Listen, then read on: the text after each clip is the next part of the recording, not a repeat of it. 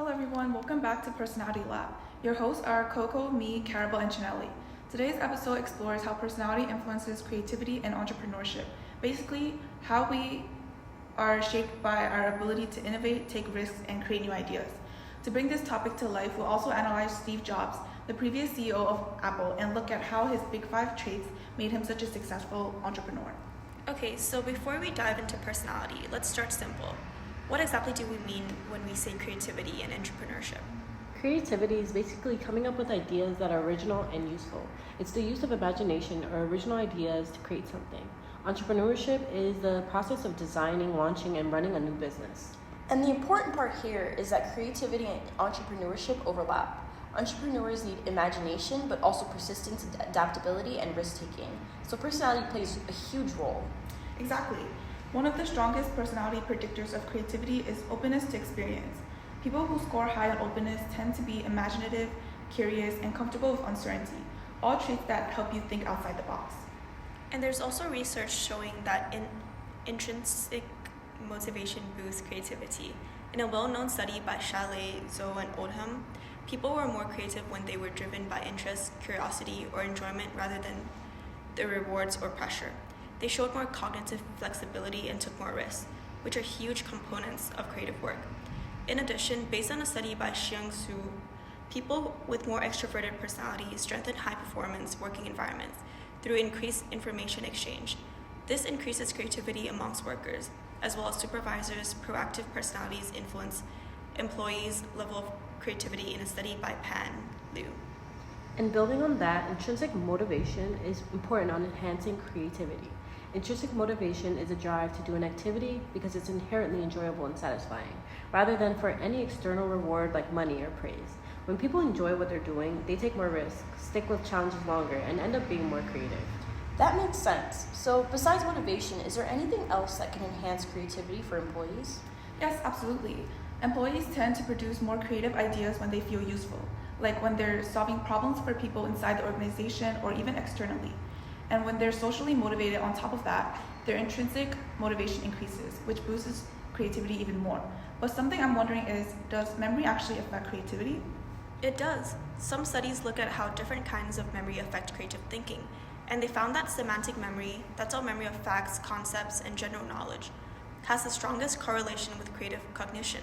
What's even more interesting is that convergent thinking had a stronger relationship with creative cognition than divergent thinking. So weirdly enough, people who would take a more logical approach can actually be more creative. And here's another shocking fact. Procrastination can boost creativity too.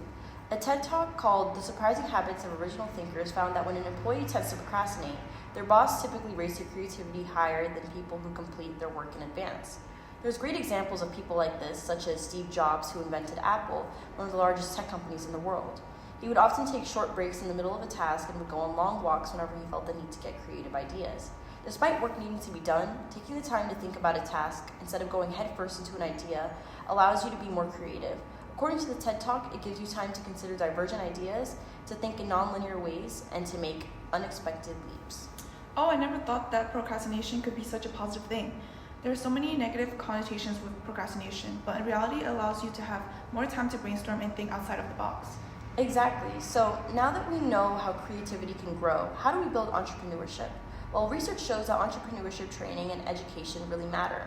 When people are trained in entrepreneurship, their entrepreneurial traits actually start to increase. And if you join entrepreneurial communities or training programs, you notice certain characteristics right away. Those environments tend to be energetic, enthusiastic, venturesome, resourceful, and ambitious.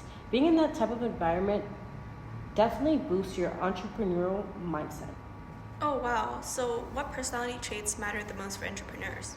Well, I can tell you that according to a study called the Big Five Personality Entrepreneurship Relationship Evidence from Slovenia, one of the most important personality traits an entrepreneur possesses is openness. People with high levels of openness can be described as creative, imaginative, and intellectual, and have a great probability of becoming entrepreneurs than other people. Two other important personality traits are extroversion and agreeableness, which are also important for entrepreneurship. Tell me more about that. So people who tend to score higher on extroversion are more likely to be entrepreneurs. Extroversion helps with networking and selling ideas, and conscientiousness helps with discipline, organization, and follow-through. But entrepreneurs often score lower in agreeableness, which makes them more competitive and more willing to challenge norms. Interestingly, conscientiousness and neuroticism weren't found to be very relevant for entrepreneurship in that study. Now that we understand some of these personality traits associated with entrepreneurship, are there any entrepreneurs where we see these traits heavily? Yes, of course. Let's circle back to Steve Jobs, for example. His extremely high openness practically screams innovation.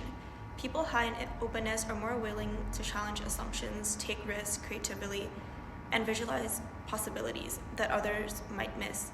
Jobs embodied that perfectly. He wasn't just inventing products, he was reimagining the future of technology altogether. Exactly. And that lower agreeableness we mentioned ends up being an advantage in entrepreneurship too. Entrepreneurs often have to push back, question the status quo, and stay firm in their vision even when others doubt them. Jobs wasn't afraid to be blunt or confrontational if it meant defending what he believed in. His willingness to challenge others and even create conflicts helped Apple break boundaries instead of settling for just good enough.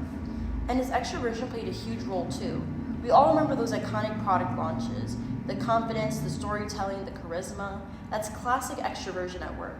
Entrepreneurs need to get others to believe in their ideas, whether it's investors, customers, or their own employees. Jobs could command a room and make people feel excited about the future he wanted to build.